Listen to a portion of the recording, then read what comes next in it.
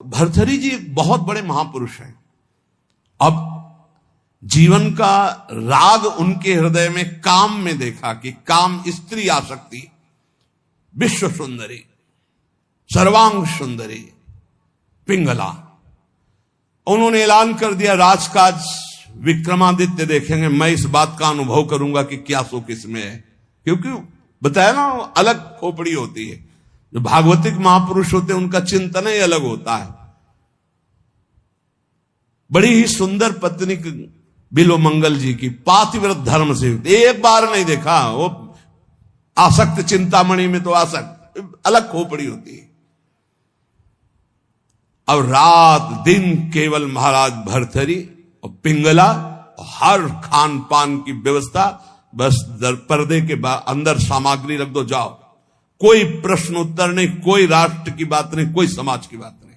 ये अनुभवी जैसे वैज्ञानिक नहीं होते कि जब जिस विषय का शोध करना होता है तो बस उसी में पूरा चित्त लगा देते हैं। समय कट रहा था और मन की चाल होती नवम नवम नवम। मन कभी एक में रमण करने के लिए बहुत काल तक राजी नहीं होगा। उसकी चाल होती नवम नवम भोग। एक दिन पिंगला अपने महल के पीछे की खिड़की खोल करके ऐसे ही देख रही थी तो देखा अश्वपाल, हजारों घोड़ों की देख रेख करने वाले सेवकों का स्वामी, हष्ट पुष्ट ऐसे। अचानक दृष्टि उसकी पड़ी तो उसने ऐसे नमन किया, क्योंकि महारानी देखते ही आसक्त हो गई पिंगला। अब विचार कीजिए, चक्रवर्ती सम्राट महाराज भर्तृहरि से भला वो अश्वपाल किस योग्य, चित्त पूरा आसक्त।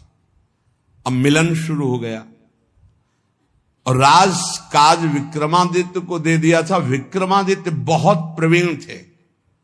उन्होंने कहा कि शास्त्र प्रमाणित किसी का भी मन कभी भी कहीं भी विचलित हो सकता है, इसलिए मेरे भाई इस समय शुद्ध में नहीं है, इसलिए गुप्तचर रूप से दास दासियां हर समय तैनात कि कहीं हमारे महाराज को किसी भी तरह की हानि ना हो जाए। सूचना मिली कि हानि प्रारंभ हो चुकी है।